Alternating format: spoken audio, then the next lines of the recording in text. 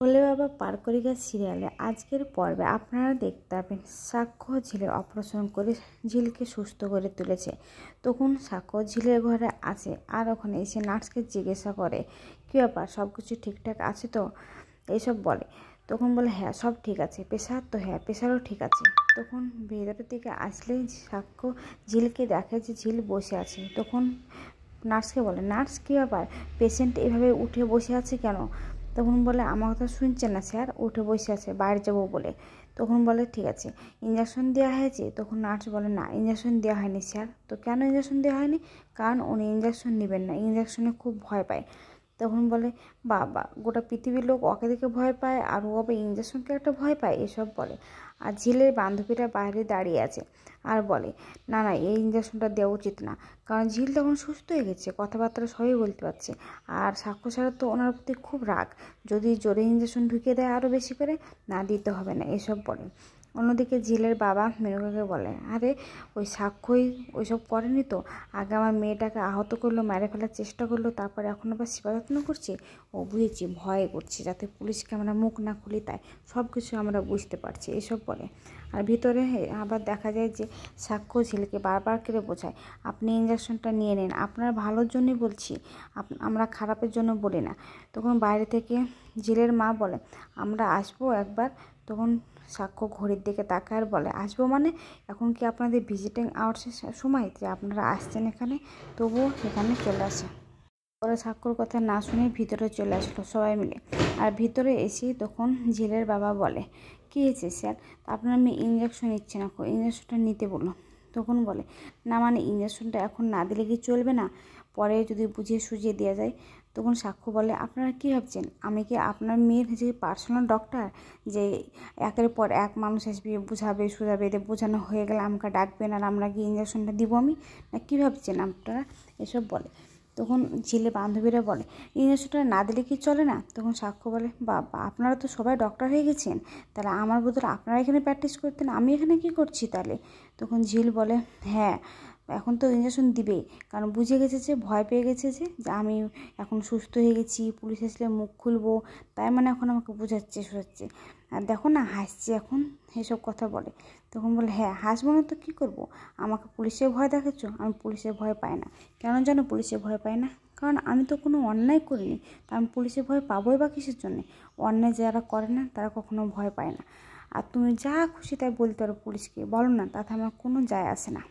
তখন ঝিলের বান্ধবীরা বলে দাঁড়া দেখাচ্ছি, একটা যদি সুযোগ পেতাম তাহলে ওকে দেখিয়ে দিতাম, কিন্তু সুযোগই তো পাচ্ছি না, ঝিলকে কী করে এখান থেকে বের করে নিয়ে যাব, এসব বলে। তখন ঝিল ওর মাকে বলে মা, তখন ওর মা আসে ঝিলের কাছে বলে মা তুমি পুলিশকে ডাকো তো, আমি পুলিশকে সব কিছু বলতে চাই, আর বলো আমি এখন সুস্থ হয়ে গেছি। তখন বলে হ্যাঁ ঠিক আছে আপনারা পুলিশকে ডাকুন না, যত খুশি তত ডাকুন, আমার তাতে কোনো যায় আসে না, পুলিশ কখন আসবে তার অপেক্ষা কেন বসে থাকবেন? যখন বুঝে গেছেন যে আমি আপনার মেয়েকে মারার চেষ্টা করেছি তখন গিয়ে থানাতে কমপ্লেন জানিয়ে আসুন, এসব কথাবার্তা চলে। ঠিক তখনই সাক্ষ্যর বাবা আসে, আর আসার পরে বলে কী হয়েছে, পেশেন্ট সুস্থ আছে তো? তখন সাক্ষ্য বলে হ্যাঁ বাবা ভালো আছি, কিন্তু তোমার পেশেন্ট ইঞ্জেকশন নেবেন না, ইঞ্জেকশনে খুব ভয় পায়, গোটা পৃথিবীর লোককে ও ভয় পাচ্ছে আর এখানে একটা ছোট্ট ইঞ্জেকশনকে উনি ভয় পাচ্ছেন। তখন ওখানে সাক্ষর বাবা বসে আর বলে ঝিল মা, তাই বলে। তখন ঝিল বলে আমাকে যতই তুমি মা বলো না কেন মামু, আমি কিন্তু ইঞ্জেকশন নেব না, আমি কোনো মতেই ইঞ্জেকশন নিতে চাই না। তখন সাক্ষর বাবা বলে তাহলে কার কাছ থেকে ইঞ্জেকশন নিবি তুই? আমার কাছ থেকে? তুই একবার নিয়ে দেখ না সাক্ষর কাছে, যদি আজকে খারাপ হয় পরের বার থেকে তোকে একটা ইঞ্জেকশন দেবো না, তাহলে নার্সের কাছ থেকে নে। তখন ঝিল বলে নার্সের কাছ থেকে? ওর কালকের মেয়ে আমাকে ইঞ্জেকশন দিবে। তখন নার্সে বলে শুনেন একটা কথা বলি, আমি দরকার হলে গোটা হসপিটালের পেশেন্টকে আমি ইঞ্জেকশন করি। তখন বলে হ্যাঁ করেন তো করেন, সবার মরার ইচ্ছা আছে তাই করেন, আমার কি মরার ইচ্ছা আছে নাকি যে আপনার কাছে ইঞ্জেকশন করবো? তখন নার্সটা হাসতে শুরু করে দেয়। তখন সাক্ষর বাবা বলে তুই একবার নিয়ে দেখ, যদি আজকে তোর কষ্ট হবে ব্যথা হয় তোকে আর কখনো কোনো দিন ইঞ্জেকশন দেবে না, সব ইঞ্জেকশনগুলো মাফ করে দিলাম। তখন ঝিল বলে সত্যি বলছি মামু? সত্যি তো? হ্যাঁ ঠিক আছে নেওয়া, তাহলে তাড়াতাড়ি ইঞ্জেকশনটা আমার দিয়ে দাও, তাই বলে। তখন সাক্ষ্যকে ডাকে, তখন ঝিলের মাকে বলে মা আমাকে জড়িয়ে ধরো তো। তখন ঝিলের মা এ পাশে এসে ঝিলকে জড়িয়ে ধরলে সাক্ষ্য তখন ইঞ্জেকশনটা দিতে আসে। তখন ঝিল চোখ বন্ধ করে থাকায় বলে কই গো মামু, তোমার ছেলে এখন ইঞ্জেকশন দিচ্ছে না? কতক্ষণ ধরে আমি এখানে বসে থাকবো? তাড়াতাড়ি করে বলো না ইঞ্জেকশনটা দিতে। এইসব কথাবার্তা বল। তখন বলে যে ঠিক আছে, দেখ না ইঞ্জেকশনটা দেওয়া হয়ে গেছে, তুই তো বুঝতেই পারিস নি। এসব কথা বলে। বলছে সত্যি? কখন ইঞ্জেকশনটা দিল?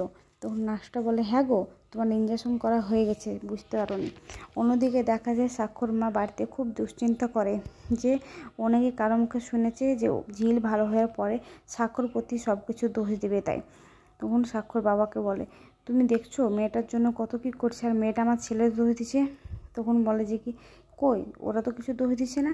তখন স্বাক্ষর আর কাকারা বলে স্বাক্ষর বাবাকে, শোনো একটা কথা বলি, তুমি কতবার না ঠকেছো মানুষের কাছে, তবুও তুমি ঠকতে চাও, আর তোরা বুঝি ঠকিস নি? তখন বলে না সেটা না, আমরা ঠকলেও আমরা নিজেকে সতর্ক করতে চাই, আর তুমি সেটাও সতর্ক করতে চাও না। তখন স্বাক্ষর মা বলে ছেলেটাকে কেন যে বিলেত থেকে ডেকে পাঠালাম, না ডাকলেই ভালো হতো। তখন স্বাক্ষর বাবা বলে কেন, বিলেত থেকে ডেকে এনেছো বলে কিছু ভুল করে ফেলেছো? ভুল করিনি তো কী করেছি বলো? যেদিন থেকে এসছে সেদিন থেকে একের পর এক বিপদ, একের পর এক বিপদ। ছেলেটা আমার ওখানেই থাকতো, সবথেকে ভালো থাকতো। স্বাক্ষর বাবা ওর ভাইদেরকে বলে আচ্ছা ঠিক আছে, তোরা বল যে আমাকে এখন কি করতে বলছিস। তখন বলে কেন, তুমি কিছু টাকা দিয়ে দাও, টাকা দিয়ে তুমি মুখটা বন্ধ করে দাও।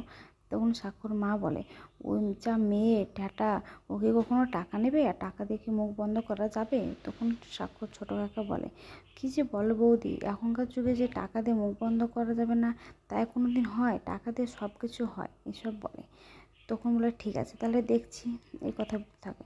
আগাম পর্বে আপনারা দেখতে পাবেন যে স্বাক্ষর মা আর স্বাক্ষর মেজকা আর স্বাক্ষর ছোটকা সবাই মিলে গিয়েছে অফিসে, আর ওখানে গিয়ে হসপিটালে গিয়ে বলছে টাকা নে, তোর বাবাকে দিতে পারতাম কিন্তু টাকাটা তোকেই দিলাম। তখন বলে টাকা কিসের জন্যে? তো বেশি টাকা না রে, অল্প কিছু। অল্প মানে ক টাকা? তখন বলে 50,000। 50,000? তো হ্যাঁ, তো কী করবো টাকা? কেন তোকে এখন ফল প্যাকেটে কিনে খেতে হবে না? এসব কথা বলতে থাকে।